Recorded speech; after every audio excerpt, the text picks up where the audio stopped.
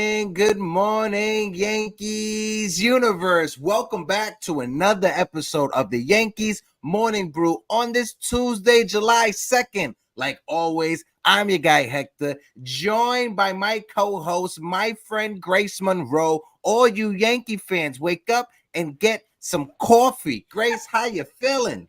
I'm good. I got my coffee.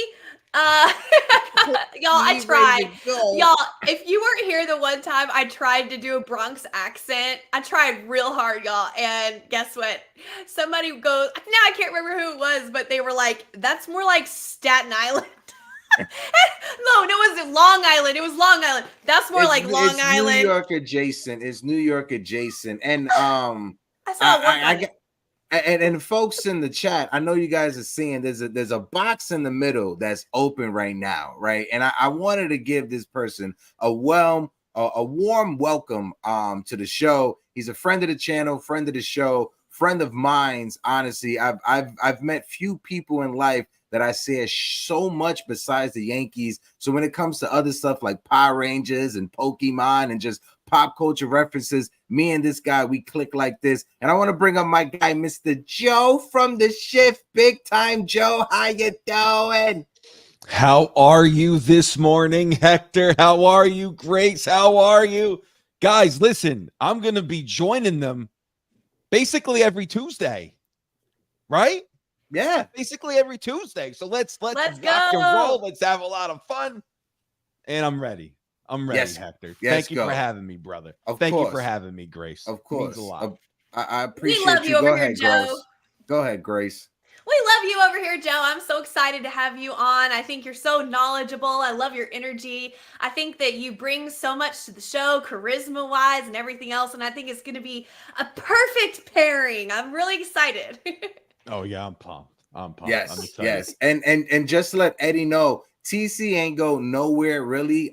He got a daytime job, so anything that we do when it comes to Yankee stuff in the nighttime, TC's gonna be there, right? TC's my guy. TC is still in our group chats. TC, I love that man. He'll probably be in the chat listening and tuning in and chiming in, but whenever TC is off in the daytime, he's right here with us. It's just sometimes real life comes knocking at that door, and TC, he just got, his schedule just changed. Shout out to my guy TC though. Shout out to everybody that's in the chat. And like Joe said, surprise, Joe is going to be joining us every Tuesday going forward at 11 o'clock to talk New York Yankees. Shout out to the nosebleed section. Our friend Big Time Lou is in the building. Jonathan is in the building. Frankie Rivera, how you doing, Frankie? Ty Davis is in the building. Willard Wright is in the building. Oh, there's Grace Monroe. That's my friend. L.I. Yankee King is in the building. Daniel Barry Sports. Of course, our friend Javi Velez is in the building. Javi, is that Maya and the Dragon movie? Yeah, I love that movie. Old Sarge is in the building. Ronnie Green is in the building. Grace, the Yankees, we didn't win the series this weekend. We was able to split it though. What's your thoughts on it? And shout out to Sierra. Morning besties. Where is Damien? Damien, he's running a bit late. He texted the group chat that he's working. You guys know how Damien does in the morning. But go ahead, Grace. Damien's coming. He'll be here in a minute. But what were we talking about? Oh, well, we didn't win the series, but we didn't lose the series. So we broke the losing series streak. And do you know what? It's not a step forward, but it's not a step back. So, hey, let's change the narrative. Let's change the tide. Let's go forward. Obviously, Rodon had a tough outing there. But the silver lining, if you choose to see it, is that, he stayed in the game and he kind of started figuring out his pitch mix there toward the end of his outing. Mixing in the changeup more, and we did see the curveball a little bit, but I want to hope that he figured out that he can't just throw his fastball meatball down the middle and everybody just sit on it and then rock him all day. I want to hope that happened. Stroman having his moment, we'll touch on that in a minute. So I'll just gloss over it real quick. Stroman having his moment, Glaber getting a fire lit under him, whether it was from Stroman or whoever knows what. He started having some offensive production. That was huge. Started to get the bottom of the lineup rolling into the next game. And so I think there's some good takeaways. We didn't win the series, but we didn't lose. So that's kind of how I'm feeling. Yeah. Okay. All right. Joe, same question going your way. Shout out to the chat. If you guys don't mind, smack the like button, hit the subscribe button as well. If you're watching on Twitter, if you're watching on Facebook, whatever you're watching on, click the link in the bio and jump on over to YouTube. Go ahead, Joe. Yeah, I'm honestly, I'm really proud of Glaber Torres.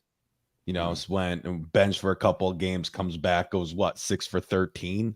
He had a very good weekend. And by the way, too, he played in 3 games. We won 2 of 3 when he played and when he was nice and productive. So listen, Right. Rodon also kind of broke my heart a little bit. Not like, oh, I hate you, more like a damn, I feel bad for you. But he buckled down and he stayed in that game. He pitched 5 innings. He gave up 8 runs. Also too, he didn't that one Ben Rice ground ball at the first base, that was messy, right? It was just it was a messy game all the way around. But I'm really proud of Glaber. We split the series like you said, Grace, so that's great. But I don't mean to be a Debbie Downer. I really don't, or negative Nancy. I want to be more of a positive Pete. But I don't feel great right now. I don't. And I apologize to anybody who feels good. I don't feel too great, and I'll explain as we go along. But that's my take. No, listen, and respect on both takes, and shout out to the chat as well. Like Javi said, smack the emojis. When you look at it, the Yankees, we were trying to avoid losing 5 series in a row, right? And it sets it up perfectly to what is truly this team's identity. Is the team that we've been watching over the past couple of weeks the true version of the New York Yankees, or are the New York Yankees what we saw prior to these 2 weeks when the offense and the starting rotation was clicking? And you got to ask yourself, are we on the left or are we on the right of that conversation? And I want to believe that this team is still that team that we saw before these last 2 weeks. I want to think and I want to believe that these last 2 weeks only been a hiccup. Coming into the season, Joe, and I talked about it on the last show, coming into the season, we already came into the season with the idea that at the trade deadline, Brian Cashman was going to make additions. I don't think that any of us, I know for myself, I don't want to speak for you. I know for myself, I didn't believe that this team was 100% complete. I knew that coming into the season, Brian Cashman will always try to make little minor tweaks when it comes to the trade deadline. And I want to ask this question to you and to Grace and to the chat. Let us know, what is this team's identity? Is it the team that we've been watching over the last 2 weeks, or the team prior to the last 2 weeks? Grace, I'll toss it over to you and then kick it over to Joe. And folks in the chat, let us know as well. And I'll highlight some of your chats to bring them up on the screen. Go ahead, Grace. I think definitely I want to say the team's identity, to me, feels like it's wrapped up in Soto and Judge. When Soto is not in that lineup, when he came out of the lineup, oh my God. What, I know it wasn't just me. I know the people in the chat will back me up, and Joe's nodding his head. It felt totally different. Totally different. And it was just kind of like, Judge can only do so much. And I think, if my memory serves, he even hit a home run in that game, but I can't remember. I might be wrong. But Judge can only do so much without Soto. And it's too easy for a good pitcher or even a mediocre pitcher to navigate their way through the lineup without Soto there, and then with our 4 through 9 not producing. If, I know they started to get to producing later in the weekend, but I think that's our identity, and that's dangerous because, like I said, when one of them's out or when one of them's slumping, it is a dirge to get through the game as a viewer. So I think Cole coming back is part of our identity that hasn't been realized yet. His start looked really good. I saw a lot of really positive things coming from him. I was concerned about his start before this last one because the velo was down. And so I was like, oh God, is this injury coming back up? Like, what's going on? But after the game, in his post-game interview, he assuaged all of my concerns and was just like, no, I did that on purpose and da-da-da. And I'm like, oh, okay. Oh, Daddy Cole, he's got it. But his last start showed me so much. When he comes back, Soto and Judge, Cole, I think that's going to be the identity of the team going into the postseason. We have to keep Soto and Judge healthy, though. It's very precarious to base your entire identity on two slugger players, but still, like, that makes me nervous, but I think that might be our identity. What do you think? Okay. Go ahead, Joe. Yeah, no, Grace, great points. Great points. I agree. Honestly, I really do. I, like you said, when Soto wasn't in the lineup, my gosh, you saw that even Juan Soto, even if he's hitting like 220, he'll have like a 430 on base. So he gets on base no matter what. So that's how productive he is. He reminds me a lot of Giambi from back in the day, right? Yeah. He reminds me a lot of Giambi, where Giambi sometimes, if he was in a slump hitting like a $180, his on base is still in the 400s. So he's such a professional hitter in that way. But the Yankees, what I don't want them to be, and I'm seeing in the chat, what I don't want the Yankees to be is inconsistent. And that's what I'm a little scared of. So this past weekend, we split the series, but every game was basically a blowout, whether it was a blowout from the Blue Jays side or from the Yankee side. So I don't want to be, okay, we're hitting a snag right now, but then come July, let's say, and August, we pick it up. But then let's say September, we go cold. And then we're in the postseason, we're going in cold. That's a little scary. Honestly, it is. That's what basically happened in 2022. They went completely cold in July and they just went ice cold after that. But, so I'm honestly, I'm not sure, because that starting rotation did get knocked around a lot these past few weeks. I believe at one point there was a stretch where the rotations ERA was what, like almost a 10? That's very high. So I'm just, it makes me a little nervous. I don't think we know the true identity yet. If they come back out and they start to win a lot, awesome. But what was once our strength was our rotation and our bullpen. Bullpen showing fatigue, the rotation showing fatigue, makes you a little nervous. That's all I'm saying. But yes, we need Aaron Judge and we need Soto in that lineup every damn day. And honestly, Gleyber Torres, if he's starting to heat up, great. We need that. Verdugo kind of fell off. What, a 690 OPS? Man, we need more guys to step up in that damn lineup. Other than Soto and Judge, and Gleyber might be doing that. Yeah. When it comes to Rodon, this is something that I mentioned to Dexter Henry when I was on with him over the weekend. Rodon, at the start of this season, he came back and has been phenomenal, right? The only thing that you can point to when you look at Carlos Rodon this year and last year, when he has his missteps, is that he's not locating his fastball and he's not locating his slider.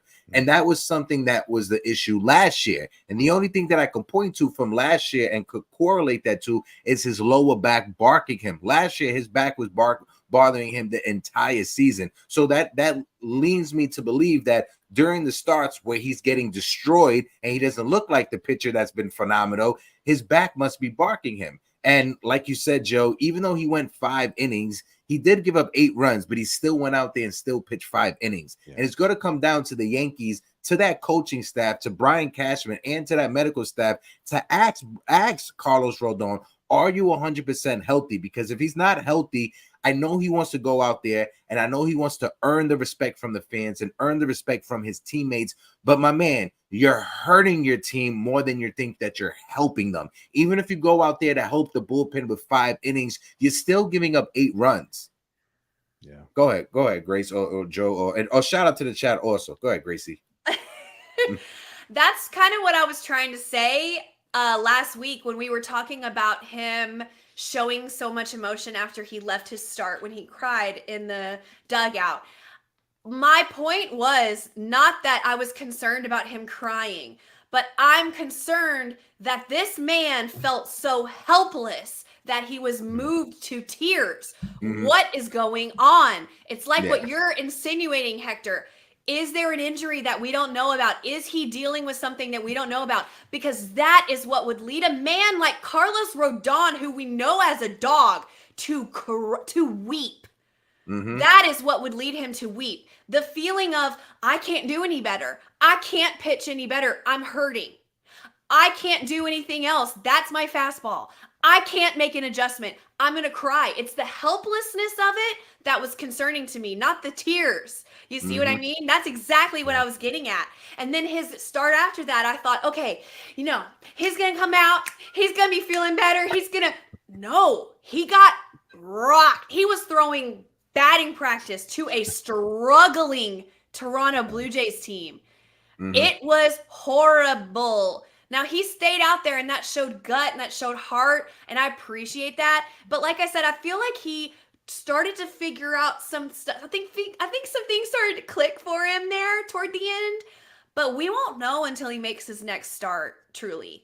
I mean, there's no question that this man loves his team, loves his teammates and his brothers, and that his heart is in it. Nobody can question that. Whether you approve of his crying or not, you can't deny that this man deeply feels for his team and wants to win, right? But I am a little concerned that he's dealing with a back problem or something's going on. But I think more it's maybe an unwillingness to move away from his fastball, which was his bread and butter for so long, and how he was known and what got him paid and what was successful for him with the Giants and the White Sox. But this ain't the Giants and the White Sox, baby. This is the American League East, okay? Like you can't throw that. You know what I mean? You got to adjust, and I know it's hard and you know, scary, but we gotta figure it out. We got, you know. Yeah. It's like you were saying about. Let me say one more thing. It's like you were saying about Glaber. Right. When Glaber is having production, that's what get another second baseman or another blah, blah, blah, blah, blah, right? What we need ideally in an ideal world, and we don't live in an ideal world, but in an ideal world, Glaber would be mashing.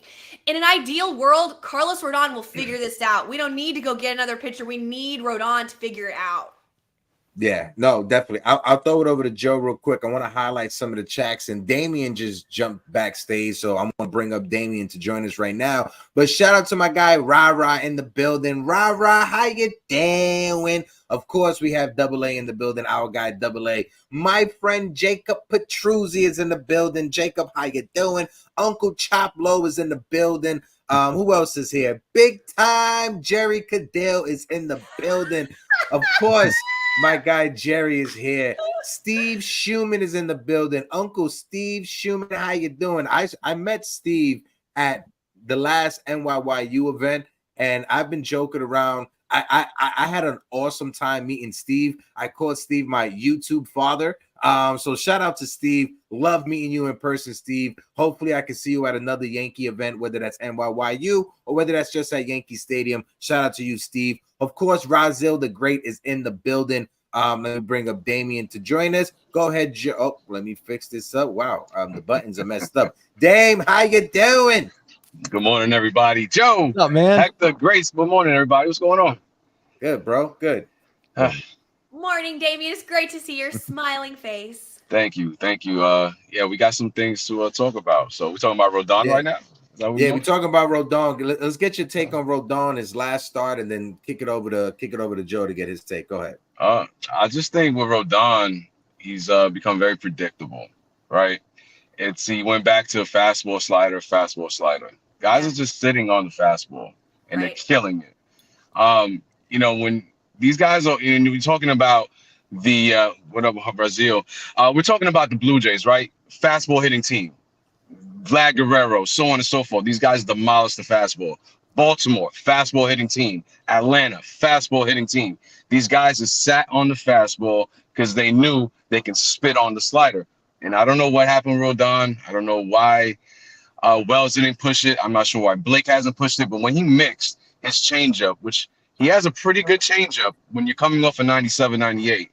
He has a pretty good the cutter completely gone. What happened to the cutter? It's gone.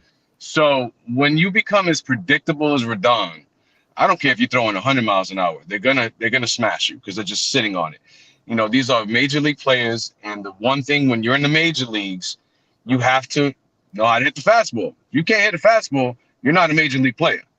So I think that's Rodon's issue. He's just got to go back to mixing up his pitches. He's got to go back to stop being so predictable where these guys are just sitting on it. Because if you notice that last game with the Blue Jays, once he started to figure it out, it's because he added in the changeup, because he started throwing in different pitches. All of a sudden, he went 3 innings, no one runs. It was done for. So if he can go back to doing that, I think Rodon will be fine. But if he's going to be stubborn and not change his ways and figure out, listen, this is the major leagues, and not everybody can get away with being the 2-pitch pitcher as a starter. If you're a reliever, you want to be a closer, Carlos, do what you're doing. But at the end of the day, you got to switch your pitches up. Joe, talk to us, man. Let's get your take on the combo. He's been struggling lately. Like to Damian's point, I loved when that he was able to, after just getting annihilated. And listen, the Blue Jays caught some breaks in that game too, right? That Ben Rice ground ball, or just down tight down the line, like it's from third base, whether it's third base or first base, down the line, just getting hits. So it's kind of rough. Listen, Rodon is. I saw someone mention that he yelled at Ben Rice. I don't remember that. I watched that whole game. I don't either. What I recall him doing was just saying, "You need to get that ball." Which is all good. Like that's, dude, you got to get that ball. I know you're learning first base, but a run scored anyway. So like you have to get that ball regardless if it's fair or foul in that scenario. Ben Rice will learn that. But listen, he's struggling and he's making a lot of money. He's making a lot of money, and we're depending on him. Same with Stroman, which we're going to talk about soon. But I would love it if he was just a little better. And listen, he still throws really hard, but to Damian's point, he's predictable. Right now he is. He needs that cutter. He needs more. And against good teams, that's what scares me about in the playoffs. When he pitches in the playoffs, what's going to happen there? What's going to happen there? Just get rocked? Mm-hmm. I mean, yeah. I'll tell you, when you're nervous, you revert back to what you're comfortable with, right? So in a pressure situation like the postseason, what's Rodon going to feel comfortable throwing? His fastball. What are they going to hit? Just going to mash it, yeah. It's fastball. Just wanted to do a quick check-in real quick when it comes to the Yankees minor league system. If you guys didn't see, it got posted out this morning. MLB Network put it out there. Yankees number 2 prospect Spencer Jones will be heading to Texas for the 2024 Futures game. So shout out to Spencer Jones, shooting up the track. He was also awarded minor league player of the week as well, crushing it. So, shout out to Spencer Jones working his way to the big league roster. But Joe, you were spot on, 100%. When it comes to that interaction Carlos Rodon had with Ben Rice, I feel like the same way that you was feeling. I think that's okay. Ben Rice, I feel as a rookie, he is the guy that he's a converted catcher to first base. So this is not like he played first base coming up his entire life. So this is a guy that he's learning the job, you could say, on the fly while having some experience in the minors. So he's learning his position as he goes, and he's a rookie, and you expect rookies to have those type of mistakes, those type of hiccups here or there. So I could let Ben Rice get away with that, and I'm okay with Carlos Rodon letting him know, like, hey, my man, you have to get to that. But there was an interaction. Grace highlighted it between another Yankees teammate, and it's Marcus Stroman. Marcus Stroman is a dog, right? I know he gave up 3 or 4 runs in his last start against Toronto, but he had some type of emotion in the dugout saying, come on, throw the effing ball. And people were saying that, Judge went up to him and tell them, we don't do that around here, blah, blah, blah, yada, yada, yada. I have no issue with that. I want to get your takes on that as well. Grace, let me know what's your thoughts, because after he had his fiery explosion, the offense took off and the offense started scoring. So did that attribute to it? I'm not sure. Hopefully that carries over. But Grace, let's get your thoughts to Marcus Stroman blowing up in the dugout and Yankee fans making a big thing about this. I can tell Joe's excited to talk about it. Go ahead, Grace. I love Marcus Stroman. Y'all know I've been saying this all year. I love him. I love his energy. I love his passion. I love his swag. I love everything about him. And he is single-handedly trying to manifest a World Series championship. That's what he's doing every day. Ever since spring training, this man came in prepared, ready, mentally locked in on World Series, period. And this man plays with a lot of passion, and he lays it all out there every time on the mound. I mean, any starting pitcher that we've had this year, almost, I would say, out of all of them, he's been the one that's been the most consistent, that's been the most reliable. And he's out there, you know, giving it his all. And he thought Glaber should have turned that double play. Now, whether or not we think he should have, I'm not even going to say, because I've seen way worse from Glaber before. That wasn't that bad of a turn. It was a little slow maybe, but it wasn't that bad of a turn.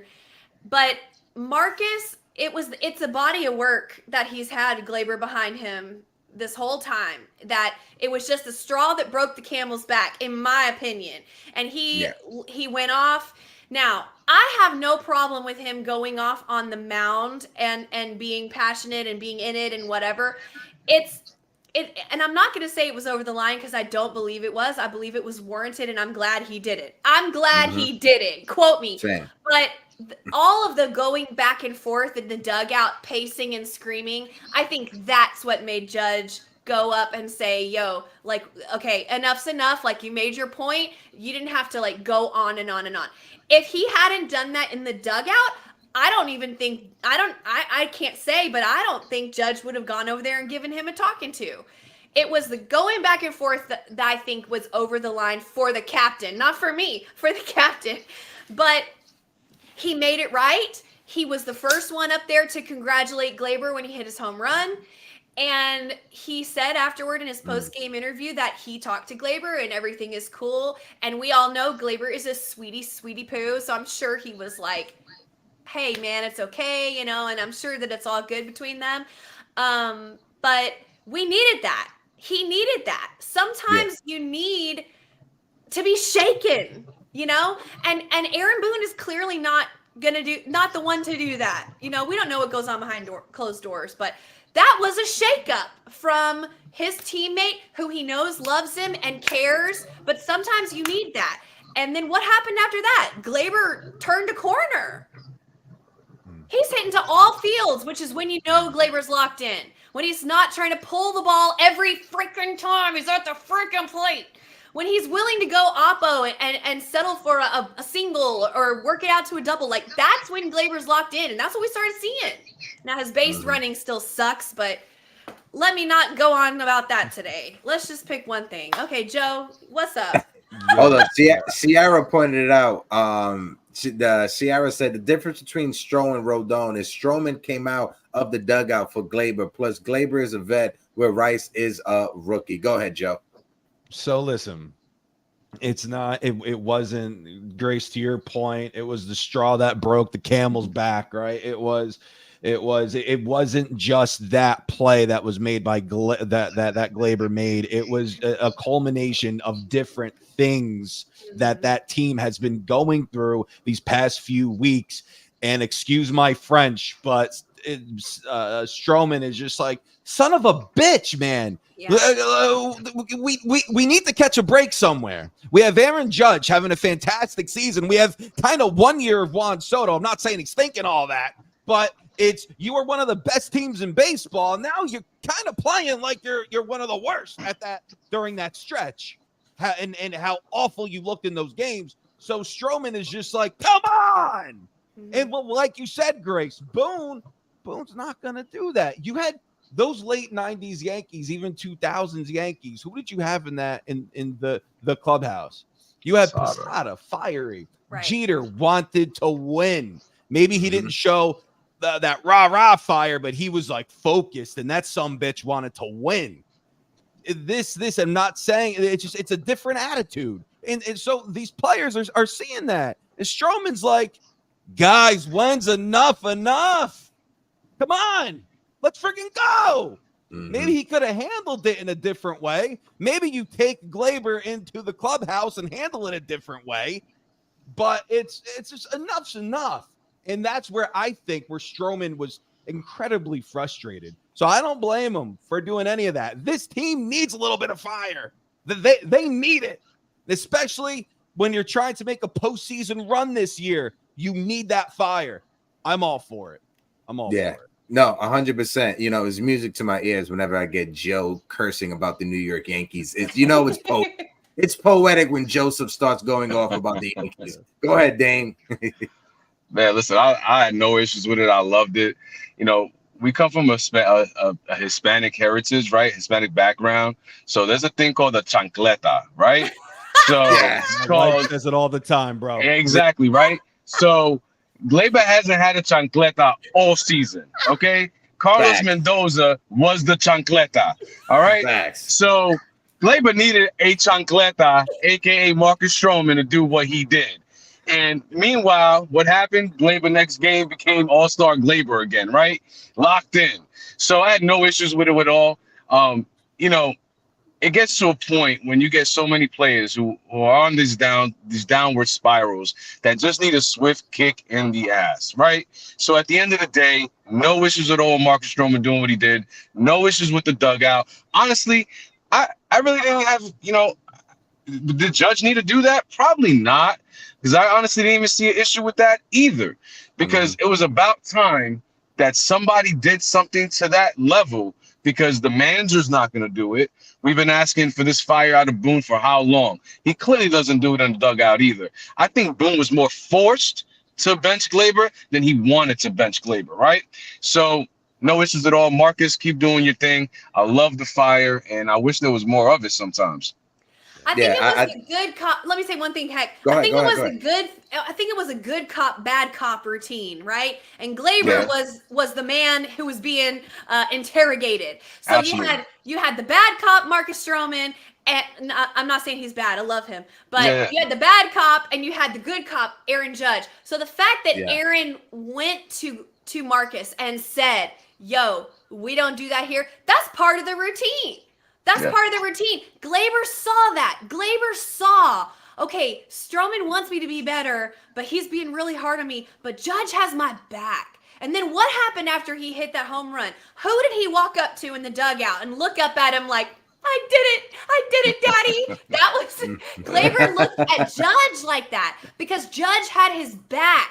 So he went out there, he made him proud, and he couldn't wait to get back to the dugout and go up to him and be like, I did it because you had my back. And Judge is like, yeah, I have your back. And then they all made up and we're all happy. Judge looked like a proud papa in that moment. Looking at Gleyber Torres. It was like that scene. What's that Will Smith movie where he's sleeping in the train station with his son? It's like that moment. Pursuit of happiness. Yeah, it was like the pursuit of happiness when he had that moment with his child and he hugged him and cried. That's the moment that Aaron Judge had with Gleyber Torres. But you know, to Damien's point, I had PTSD when he brought up the chancletas. My grandmother, my mother, back in the head all the time. And this is one thing I want to point out real quick, right? I know it's not baseball related, but they like to say that the boomerang originated in Australia. I like to believe that no. The chancleta is the original boomerang, right? Oh, yeah. My grandma, and this dates back to my Taino Arawak ancestors, that they used to throw around that chancleta just to smack us upside the head. My grandma, she had a weird way that she'll throw it, hit me, and then it'll come back to her. If you know, you know. But talking about Judge, this segues us perfectly to our next conversation. Aaron Judge is having a historic season. He already has 31 home runs. I know he had 62 home runs a couple of seasons ago, but over the past 50 games, Aaron Judge is hitting 398. He has a 507 on-base percentage. He has a 932 slugging, giving him a 1.439 OPS. This is the highest OPS over any 50-game span by any right-handed hitter ever. I want to emphasize the ever, because Aaron Judge is him. And may I say, he may be knocking on Barry Bonds 73. What's your thoughts? 31 home runs. July 2nd, where is he at in 2022 at this time? If anybody knows, let me know. Grace, what's your thoughts? And then throw it over to Joe and Dane. I mean, I want to know who's the left-handed batter who's higher than that in a 50-game span. Can anybody look it up? Because he said, because that stat said the highest OPS of any right-handed hitter. So who's the left-handed hitter? It might be Barry. It might be Barry. It might be. It may be. I mean, all year we've been having this man's name on lists with Babe Ruth, Lou Gehrig, Barry Bonds. I mean, this man is balling out of control right now, and he's been doing it all year minus the first month. And the type of numbers that he's putting up, you guys, we are watching an absolute legend right now, and we take it for granted. Maybe we watch him every day. We watch him 162 or however many games he plays a year. This man is a absolute icon, a star. I mean, he is a legend. We're watching it. We're going to talk to our great-great-grandkids about him someday. You know, I mean, it is crazy. And he's the classiest, kindest, nicest, most Captain America type guy in the world. And it's like that one tweet you showed a minute ago, Hector. It's like, even if you're not a Yankees fan, how can you hate Aaron Judge? I mean, you hate what he does to your team, but you can't hate him. He is like, he's gonna win MVP, period. Like, I mean, he is the MVP. Wow. Yeah. Incredible. Anna Marie, I didn't forget you in the chat. Shout out to our good friend Anna Marie, one of the top moderators of all the moderators. Joe, Aaron Judge getting to 73. What's your thoughts? I think this is what I think about Aaron Judge. Now, I love Aaron, right? I think Aaron Judge is the best player I've ever seen play. I think Aaron Judge is the best Yankee to come up. People are going to call me nuts. Maybe not. I think he's the best player to come up since Mickey Mantle. Woo. I wouldn't take anybody else over Aaron Judge. From Mantle, I wouldn't take anybody. Maybe I would take Mickey because his numbers are just outrageous. Yeah. But just his injuries, obviously. But Aaron Judge, we'll see what he does. We'll see if he can stay healthy. But the guy's competing for another triple crown. Are you kidding me? Like, he was competing for one when in 22. He didn't get it, but he competed for it. So now he's doing it again. You're out. He's out of his mind. Yeah. And he go on. No, I just wanted to say, and I'm going to throw it back to you. And he's doing all of this while converting from being a right fielder to a center fielder in his 30s. This is not like this is a guy who was 24 and they decided to move him to center field because he's athletic. No, this is a guy who's past his 30s and they moved him from right field to center field. Go ahead, Joe. With a toe injury. My apologies, Joe. Yeah, no, listen, it's just with Aaron Judge, that's the only thing that scares me. It's what if a freak thing happens? You know, what if a freak thing happens? Because his numbers obviously are outrageous. But it's you know, I just get a little scared because it's almost like it's too good to be true. Every time he slides, I'm like, yeah, that's how it feels. But listen, he's the greatest player that we've seen in wearing the pinstripes in quite some time. Better than A-Rod, in my opinion. And A-Rod was awesome. A-Rod was good, but Judge offensively better and defensively too better in my opinion.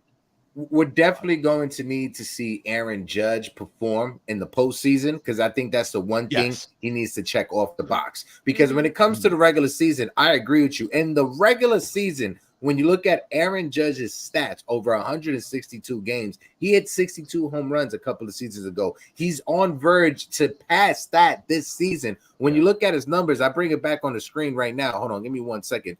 He has a 316 batting average. He is fourth. Shout out to Stephen Kwan, who's hitting 390 right now. He's on another level. That's ridiculous its own. But 31 home runs, 82 RBIs, a 1.144 OPS. These are numbers that you put up when you're playing MLB The Show, when your sliders are all the way up. He is putting up video game numbers. And when it comes to Aaron Judge, I agree with you. During the regular season, his stats it's hard. You can hardly compare that to anyone else besides Mickey Mantle who won a triple crown as a New York Yankee.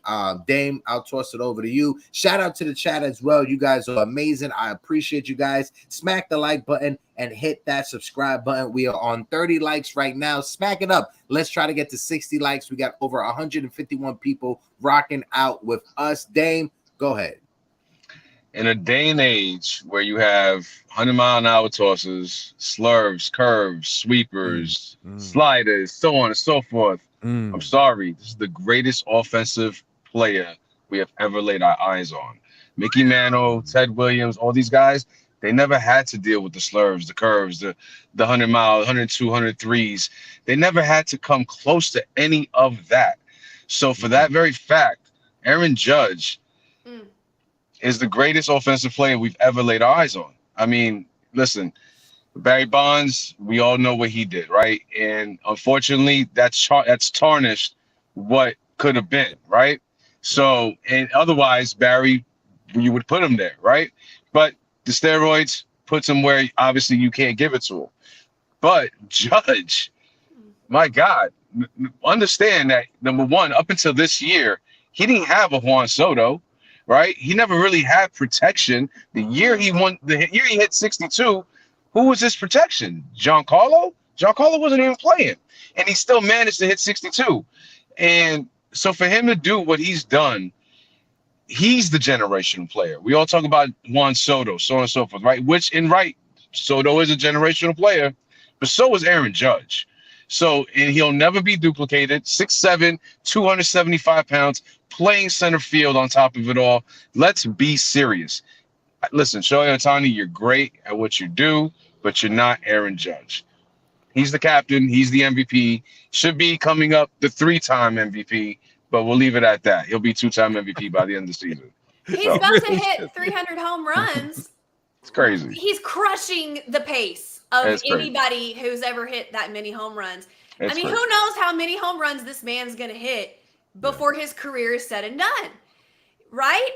I mean, he's about to hit 300. He might hit 300 home runs this season. I mean, I'm not joking. Like, this is crazy. He will get to 300. Absolutely. 100% he will, Grace. Absolutely. I think with Aaron Judge, I was having a conversation with my cousin the other day about this.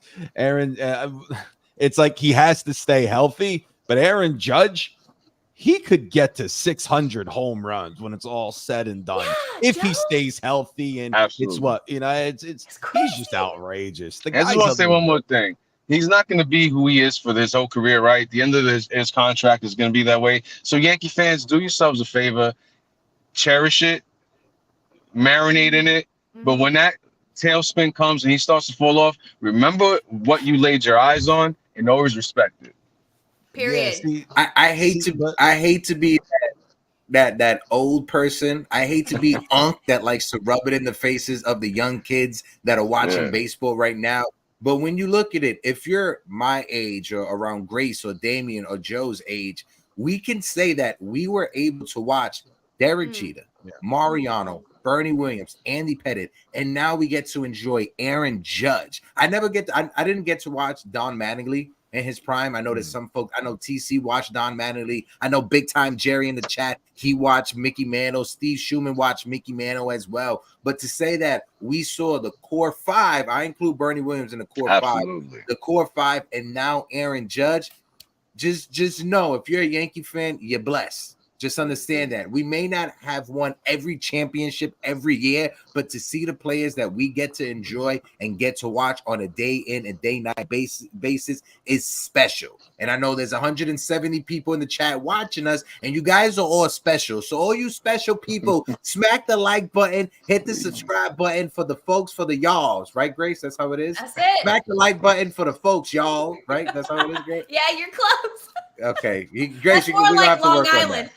We're gonna have to work on that. But now let's get into every Yankees favorite topic, mostly LI Yankee King's favorite topic. And now we got to talk about the trade rumors. The trade deadline is coming close, and we got to talk about the possibility of getting any of these players on the New York Yankees. You got Vladdy Guerrero, Nathan Eovaldi, Cody Bellinger, and of course Mason Miller. Now, I want to just throw it out there. When it comes to the players that I just mentioned, there's just rumors, there's just speculation. None of us are saying we have any inside source to anything like that. I don't have any agents that I can call up and ask them for any inside source. We don't do that over here. We're just talking about the rumors on players that are available. So, Grace, I'll toss it over to you first. Who do you think the Yankees should go after? And then toss it over to Joe, Dane, folks in the chat. Let us know if there's any other players that you guys want us to go after. Just drop the names in the chat. Tim Anderson. Oh, we got a Tim Anderson sighting. Shout out to Rodney Green, who wants Tim Anderson in the Bronx. Go ahead, Grace. Rodney, your picture is so cool. You're like sitting there all chill with the Yankees hat. You looking all cool. Yeah, look at Rod. Yeah, look at him. that. Shout out to Rodney. Cool. Dapper Don Ron. Yeah. Okay, you guys, listen, I have something to bring to the table for you guys. Don't, okay, just hear me out. Just hear me out. I got an idea last night, and I said to myself, nobody is talking about this. Wait a minute. Let me come on and talk to my boys about this because I had an idea. Now, please don't crucify me in the chat, okay, you guys? When you present any trade idea, I feel like that everybody jumps on you and they're like, no, this guy's terrible. No, don't trade him, la, la, la. And I feel kind of vulnerable right now, okay? So just please, just hear me out. There is a man right now. Hector, what are you doing? I'm writing down. There's a man. I'm writing down. Let's go. Okay. Did I build it up enough? Okay, did I build it up? All right. Okay, I'm not talking about any of the guys you put up on the picture because we already know about all of them. I'm going to bring a new guy to you guys. There is a guy who has been playing for a team who is kind of out of it, okay? They're just on the edge, but honestly, if you're being honest, they're out of it at this point. He is, I'm not going to tell you who it is yet. He is their most consistent hitter of this team all year. He is currently batting .290 with an .835 OPS. Okay, he's more of like a contact guy. Okay, he's hit some home runs, but he's more of a contact guy. All right, he's currently on a 1-year deal. So, and he bats left and he throws right. Okay, he plays third base. Interested yet? Okay. This man goes by the name of Josh Smith. Now, this name might be familiar to you. Texas Why? Ranger. Because he was drafted by the New York Yankees. Yeah. And he was traded to the Rangers for Joey Gallo. Yeah. However, he had a COVID year, so he's a little, he missed a year, whatever. He's only on a 1-year deal right now, but he's covering for Josh Young, who's injured, and he's about to come back. The Rangers don't even need him. He's going to be replaced by Josh Young. Okay, Josh Young, all-star, incredible, huge slugger, pop, he's got all that. They're going to sign him long-term, okay? Probably. What are they going to do with Josh Smith? What if we worked out a deal? The Rangers are looking for pitching, okay? What do the Yankees have in spades, and we always create more and more every year? Pitching. We give them some pitching prospects. We get Josh Smith. He is a little bit of a slugger, contact bat, batting almost 300. He's young. He was a Yankee originally, comes back to the Yankees. What do you guys think? Am I crazy? This is the point when the Rangers should trade him to get the highest amount of value back for him. They're not going to play him anymore. Josh Young is coming back. What do you guys think? Am I crazy? No, I don't think that's too far off. I was a big fan of his when he was traded away for Joey Gallo. That's what I used to call him, Joey Gallo. And he started going off in Texas, and then he got injured, and then he fell out of the depth chart rotation, whatever you want to call it. Joe, toss it over to you. Let's get your take. Do you like Josh Smith? Honestly, in my head, I'm like, who is she talking about? I heard Josh. I was like, not Donaldson. Joe, go ahead, bro. Listen, See, Grace, I'd welcome it, of course. Right? He's a I was upset when the Yankees moved him in the Gallo trade. Him and who I'm drawing a blank. Durant. Why? Durant. Yeah, Durant. and Durant, who they optioned down, by the way. Yeah. But if I'm Texas, apparently he could play the outfield too. Mm-hmm. I would try to find a spot for this kid if I'm Texas. I wouldn't. They have Langford. They have Evan Carter. What you could do with Langford, he's 22. He's doing okay. You could maybe send him down because Smith is playing incredibly well. I don't see them trading him because he's a free agent in 2029. That's a long time. He's got a lot of control. He might cost a lot in a trade because he's so damn good this year. Oh wait, I thought he was on a 1-year deal. No. Oh man. No, he's a free agent in 29. Yeah, it's the arbitration year. Y'all, I just looked at, I typed it in and it said 1-year deal. No, because it's they arbitration. when so like he's in his second year, they're gonna renew his contract at the end of the season. It's okay. I'm learning about how to look up the contract. Yeah, absolutely. It's all good, Grace. It's all good. Dang it. Okay, dang it. Yeah, I would like him too, Grace. Honestly, I would like him too. But believe me, he would fit in great. Yeah. He's a third baseman. He's fit in great. We definitely would need him. Yeah. We definitely would need him. We all want the Rockies third baseman, but everybody's going to go after him. So I was thinking, who's third base who's not being talked about? Oh, well, no wonder he's not being talked about. He's under control until 2029. Dang it. Back to the drawing board. Joe, who do you have out there as different trade ideas, different trade targets? Who are you viewing? So I got a lot of pitching, bro. I got a lot of pitching. It's probably been talked about on the show a bunch. Obviously, Tanner Scott's a popular one, and rightfully so. He's having a very solid year. He throws hard. He's lefty. Estevez and the Angels. Another guy that's not being talked about too much because he's older. Kirby Yates, former Yankee. Right? Kirby Yates. He's having a very good season over there in Texas. So if they're out of it, I know he's 37, but if they're out of it, that would be a good addition to the bullpen, I think, in my opinion. He has a 0.95 ERA, 11 saves, 38 Ks and 28 innings pitched. I wouldn't mind that but that's if the Rangers are out of it and if they're like, all right, we're selling. Yeah. So but as far as offensive players, I mean, people are throwing around Vladdy Jr. Toronto. I heard Toronto say that they don't want to move on from Vladdy or Bo because they want to compete now for next season. So it's like, okay, we'll see what happens, I guess. And then with Bellinger, I don't think that's the move either. If he becomes available, the Yankees send scouts over to Chicago to see how he's doing. I don't know if that's the move either. I don't think so because honestly, with Bellinger, it's not even like, oh, we have Ben Rice and we have Verdugo or blah, blah, blah, blah, blah. It's more so Bellinger has 2 player options after this season and next season, right? So he has 2 player options. So if you're broken heart. So if you get Bellinger in a trade and he wants to be a Yankee so damn bad, he might pick up those player options when you don't want him to. Exactly. So that's why I wouldn't trade for him.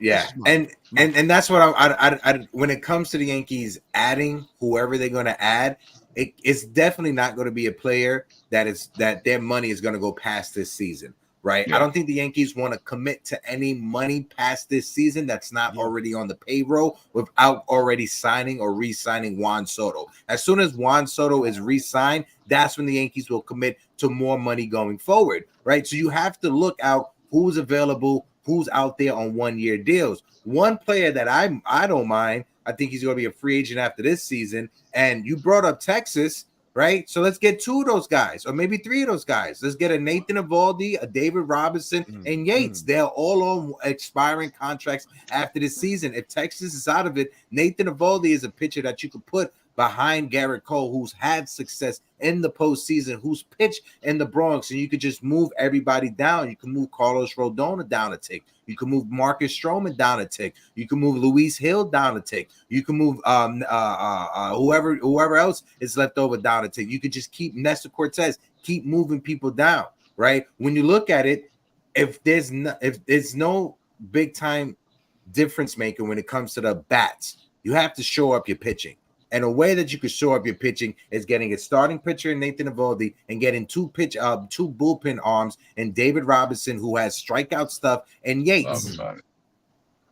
Yep. They're like 6 games under 500, and let's be honest, they're not going to get one of the wild card spots. The Cleveland Guardians are playing out of their minds.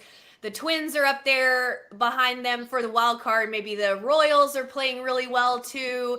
And the Red Sox are trying to be somebody. I mean, obviously, either the Yankees or the Orioles are going to get a wild card spot. Like, let's be for real. The Rangers are not going to get a wild card spot this year. They're out of it. You know what I mean?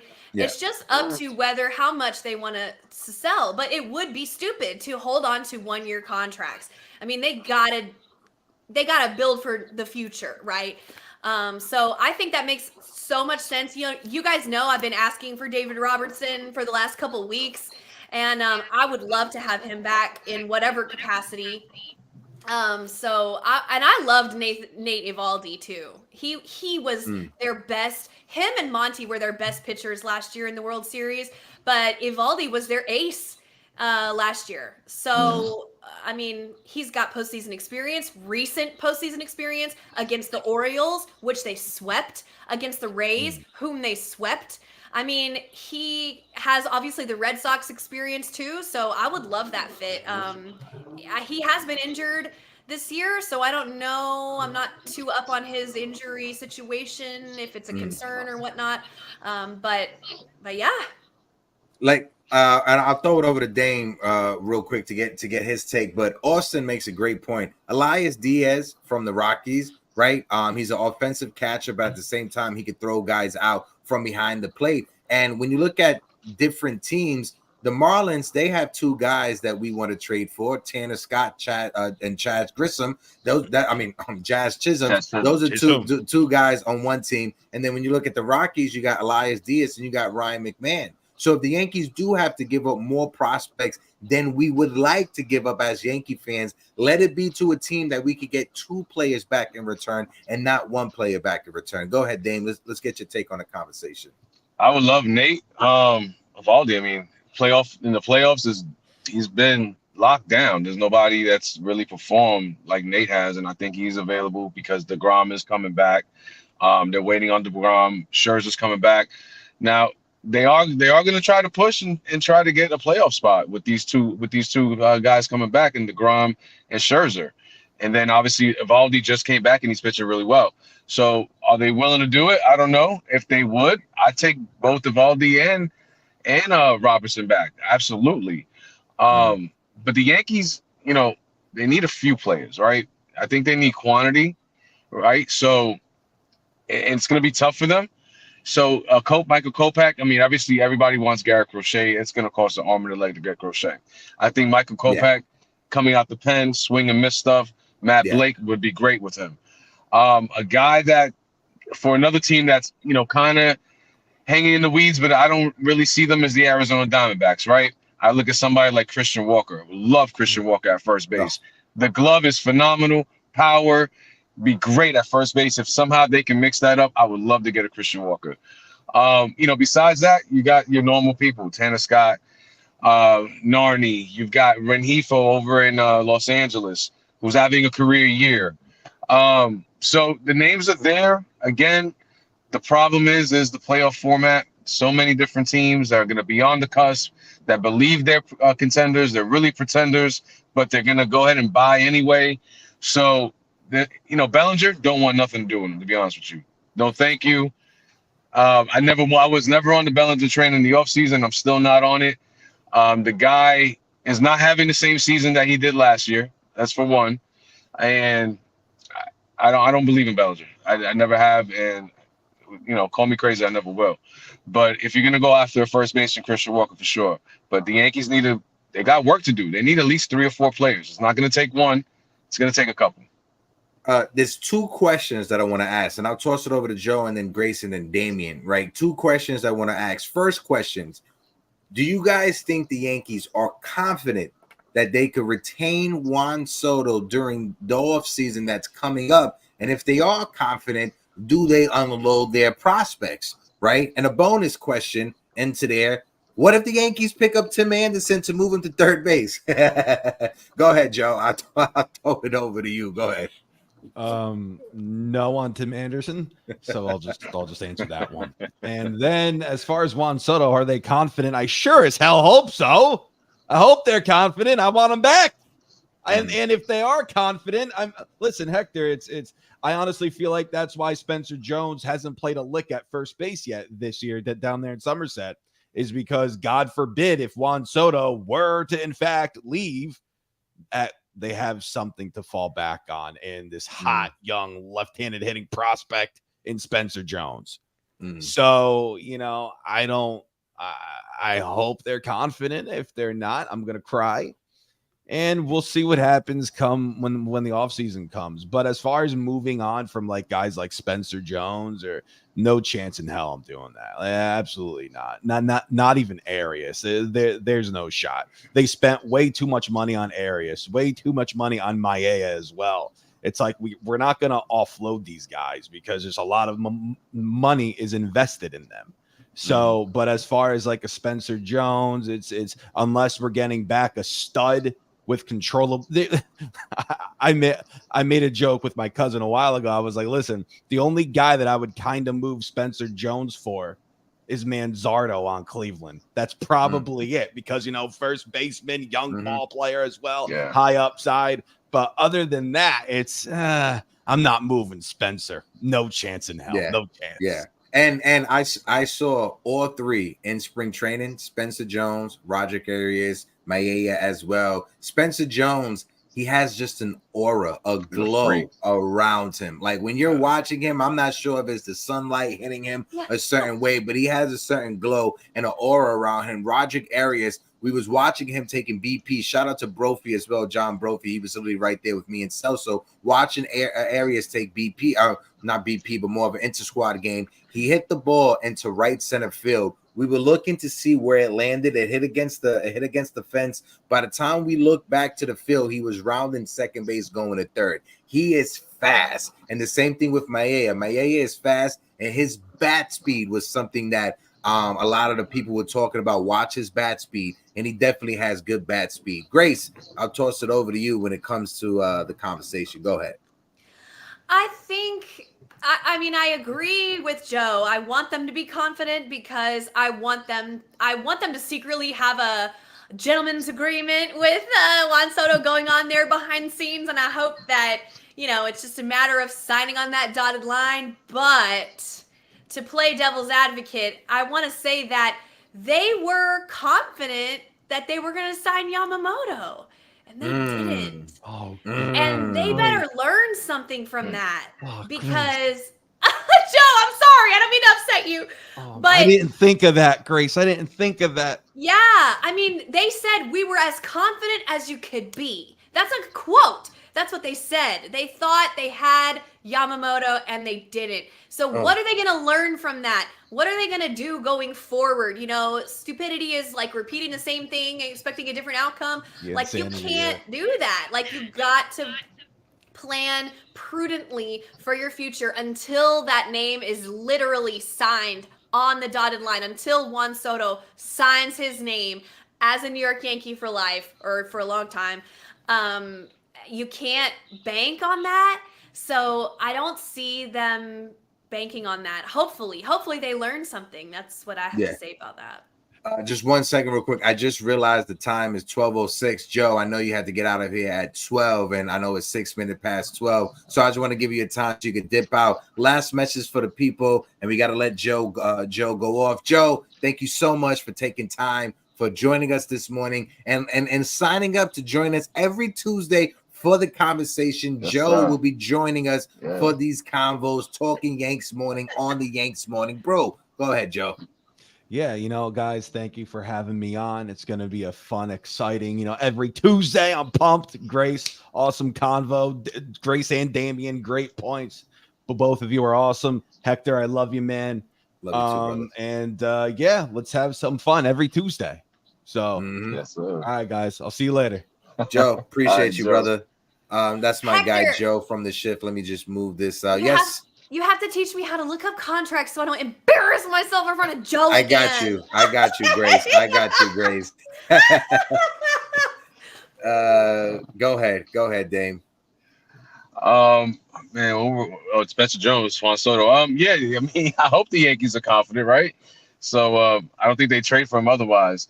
But in the event that for some strange reason they don't re-sign him, then yeah, Spencer Jones, you're up, right, bud? Mm-hmm. But if they sign Juan Soto, okay, then the Yankees got to figure it out, because where do you play Spencer Jones, Jason Dominguez? Where do you play him, right? No, there's too many. You can't have them sit there and rot. So what do? Do you leverage Jones and get something back that you truly need? Because again, a lot of pieces are coming off this team. There's a lot of expiring contracts, right? So you got Glaber gone, Rizzo probably gone. There's a lot of holes to fill after this season. So what do you do with Jones? You leverage him, sign Soto, you leverage him, you get players back, which I think, considering the fact that Hal's talking about staying under the luxury, so on and so forth, I think that's where they're going to go. And say, all right, listen, we know what Jones is. He's cooking. All right, he's going to be a hot commodity come the offseason. If we sign Juan Soto, then we're going to get a haul back for Spencer Jones. We're going to get MLB ready, plus we're going to get some prospects back. However, we don't sign Soto back, and that, God forbid, happens, then Spencer Jones, you're it. You'll be in right field, or Judge will probably be in right field. Jones, you'll be in center. So there you go. And you said the most important thing, right? And I think for Yankee fans, they need to pay attention. At this trade deadline, I think moves will get made, but I don't think it's going to be major blockbuster moves, right? I don't think it's going to be for the Vladimir Guerrero Jr.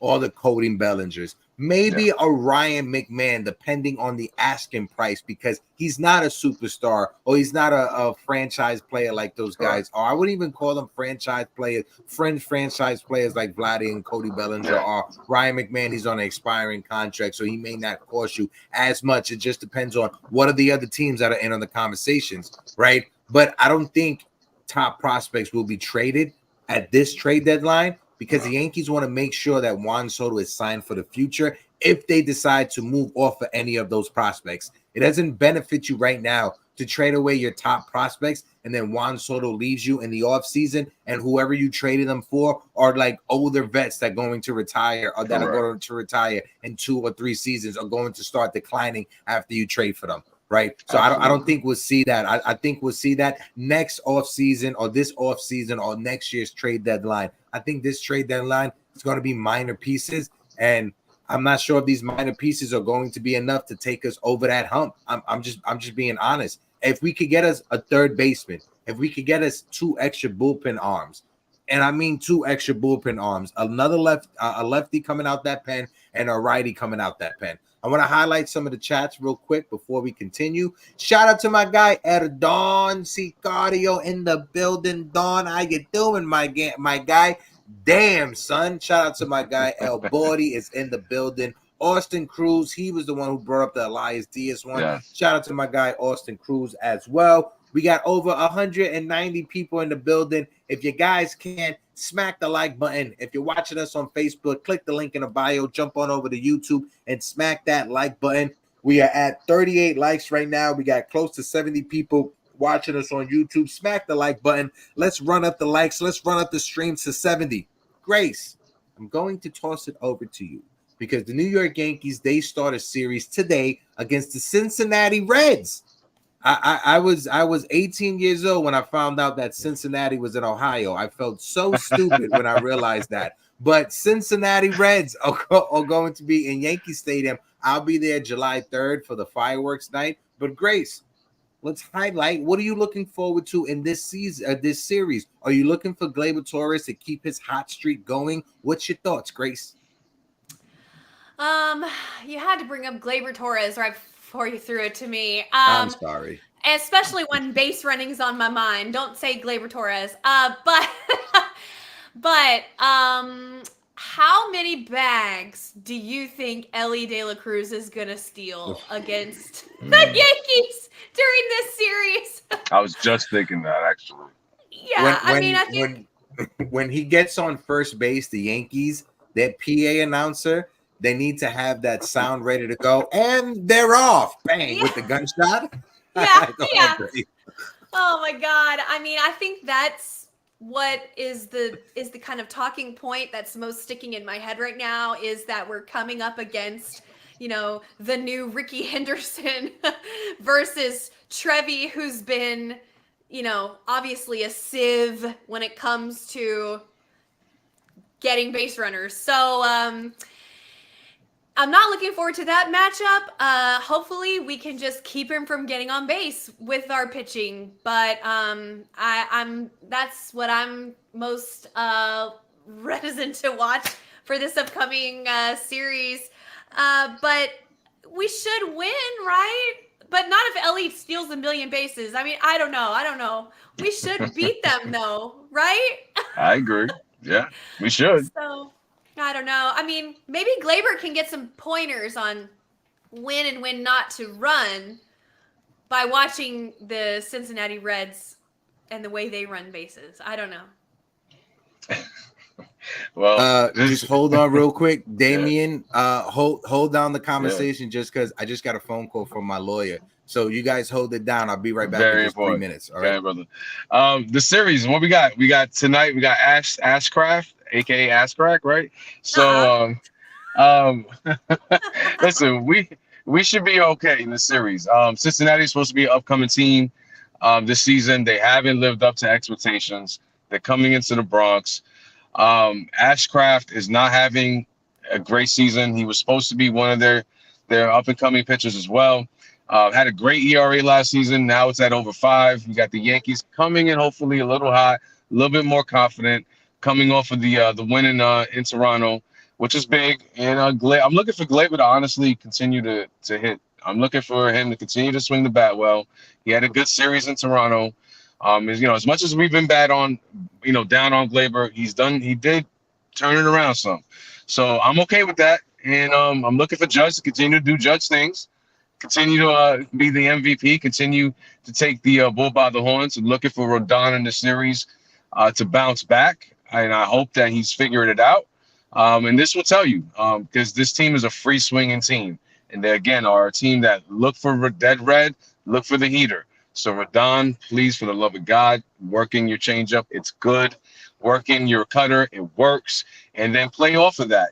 Throw the high fastball after you work these in. And you'll still be able to throw it. There's nothing wrong with being an in-play pitcher, all right? You don't have to be the 200 strikeout pitcher a year. You don't have to be a great pitcher. So Rodon, please take note. And other than that, I look for the Yankees to take game 1 and tonight. And I look for them to win at least 7-3. So we'll see what happens. Nice. I do think that we should win this series. But like I said, what I'm going to be looking at is the base running, because that Cincinnati got that scouting report, and they're just chomping at the bit to get out there and run on Trevi. I wonder how many games they'll start Trevi. I know they were kind of messing around with different pitching catching matchups last week. So we'll see what they do. But guess what, Damien? I just looked up who's starting on Thursday. Frankie Montas, the Yankee that never was. Oh, man. And he's not having a great season either. So no, but I forgot he went there. So he did. He's coming back to the Bronx.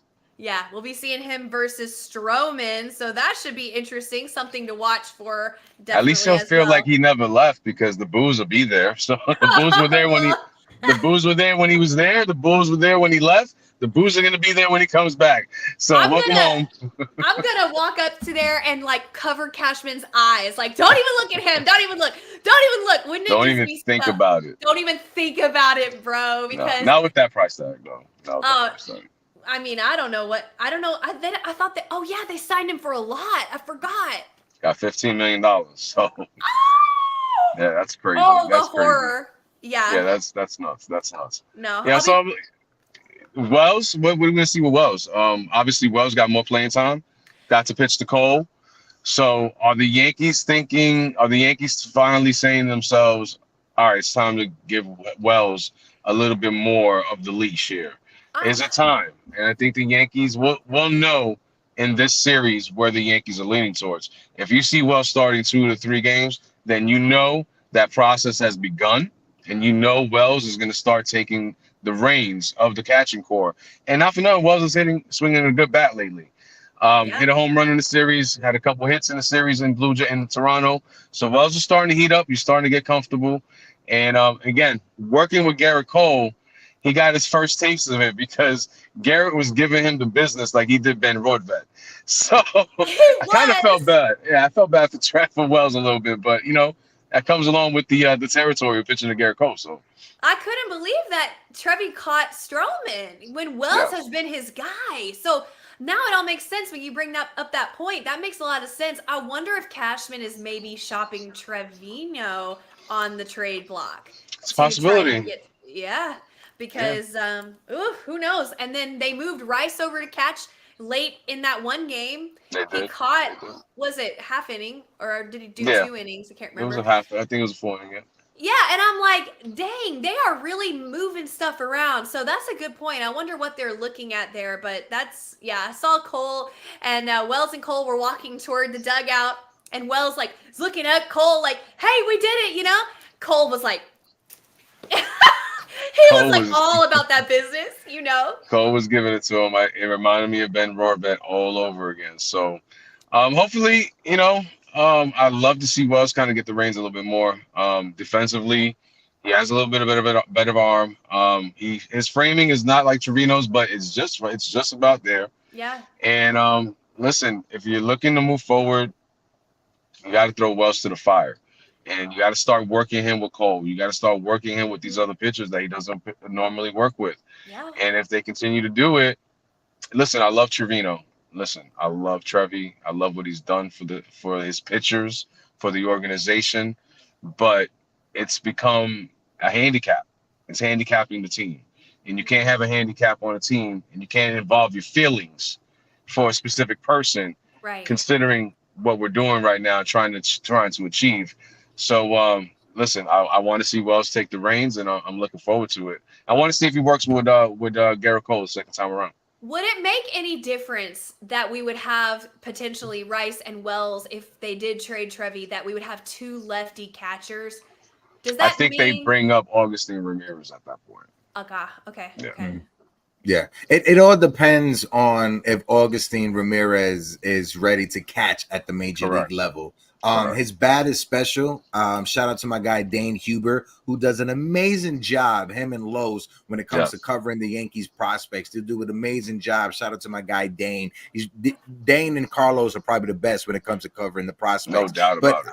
Sure. I'm not sure if Augustine Ramirez is ready to catch at the major league level. I'm not even sure if Ben Rice is ready to catch at the major league level because they brought him up to be a first baseman predominantly and not a catcher, right? But it is a good problem to have when the Yankees, they do have many guys for the position. It all comes down to who's ready to take that position on at the major league level. And not only that, but then you got somebody like Carlos Narvaez. I don't know if you noticed, but Carlos Narvaez is raking in AAA right now.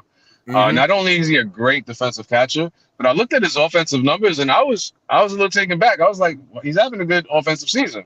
So, don't be shocked if Trevi somehow gets traded and here comes Carlos Narvaez to back up Austin Wells, because that could be the move as well. It doesn't necessarily have to be Augustine Ramirez. It could be Carlos Narvaez, who is major league ready right now. Yeah, and when it comes to Narvaez, I was going to bring it up. Thank you for bringing it up. He is closer to being major league ready, especially defensively, than any of the catchers that you just mentioned. And like Austin Cruz, when you look at Ben Rice is hitting 273. His plate discipline, to me, that's what separates Ben Rice from many other prospects or many other fringe Yankee prospects that have come up over the past couple of seasons. Is his plate discipline, is the way that when he's locked in at the plate, it looks like he's a 10-year veteran at the plate. Am I off base by saying that? I don't think I'm that much off base. What's your thoughts on that, Grace? And we're to start getting ready to wrap things up also. He missed his first home run by 6 inches. I mean, I thought it was out. Off the bat, I thought it was out.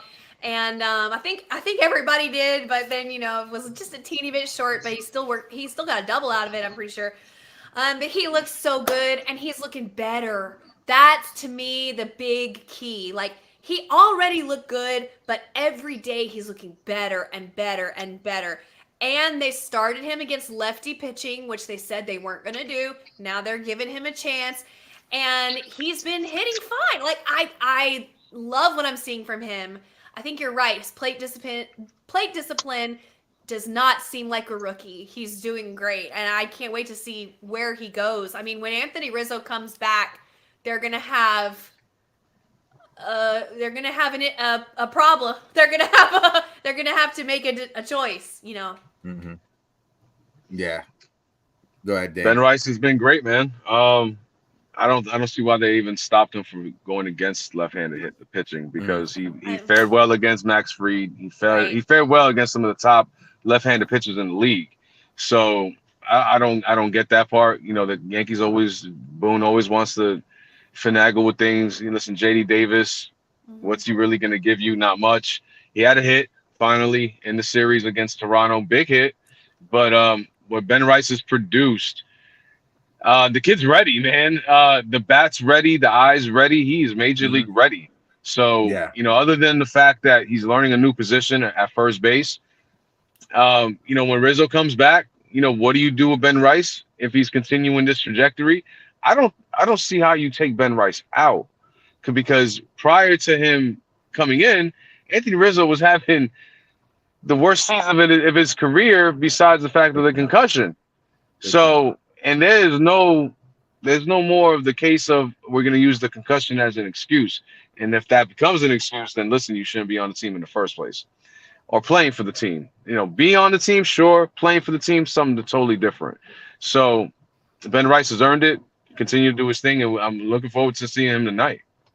Yeah, same. I'll be at the Yankee game this July 3rd for fireworks night. Rodney Green just put it in the chat. I got to get to Yankee Stadium. Rodney, if you go to Yankee Stadium this year, bro, hit me up. I like meeting up with people at the stadium IRL. You can hit me up on Twitter. My Twitter is in the description of this video right now. And that goes to everybody that's out there. If you're a Yankee fan, if you plan on going to the stadium, Rodney, thank you so much for the $2 sticker. Thank you for helping us keep the lights on over here. I appreciate you, Rah-Rah, as well, with the 99-cent sticker. Rah-Rah, I appreciate you.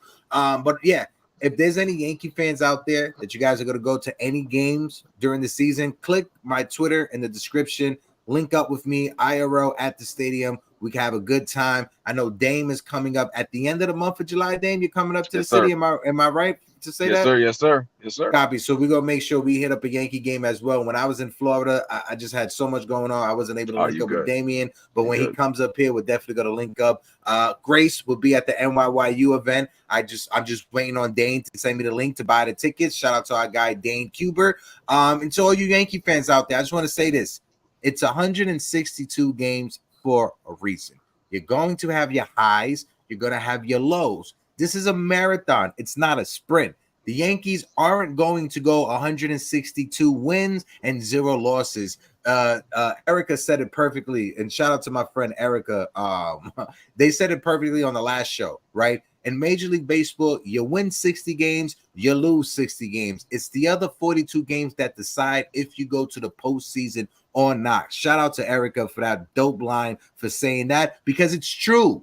It's true. You're going to win. You're going to lose more than 60 games in a season. It's not the end of the day, end of the year, end of the world. If the Yankees go on a 2-week losing streak, that's going to happen. Shout out to the Mets, the Make It Happen Mets. They went on an amazing run over the last 3 weeks. The Houston Astros, they're back to playing above 500 baseball. I know, boo the Houston Astros, but it's a part of baseball. A month ago, everybody thought that the Braves and the Yankees would be in the World Series. Ronald Acuna Jr., he's done for the season, and the Yankees went on a 2-game losing streak. This happened. It's called baseball. It's baseball, Susan, right? Grace? That's last words for the people. We get out of here.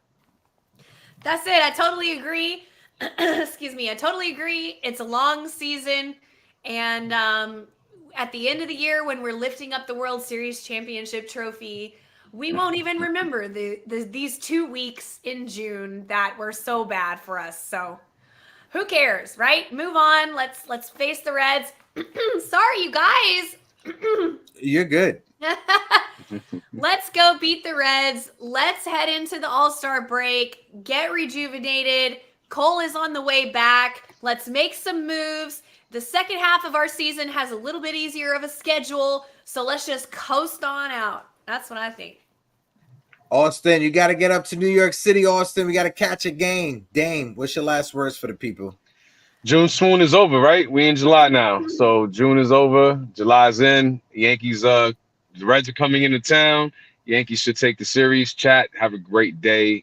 Tell your loved ones you love them. And other than that, I'm out. Yes, like my guy Jimmy Randazzo always says, hug your girlfriend, not your prospect. Drink some water, say something positive about yourself. And until next time, deuces, my fine people. Oh, this Thursday is July 4th. You guys want to do a show on July 4th? Grace, I'm with super it. early in the morning. Dame, I'm with it. America. Copy. We'll All right, July 4th. Yeah, exactly. If the mailman has to be working, then we're going to be working. Peace out. See you guys this Thursday.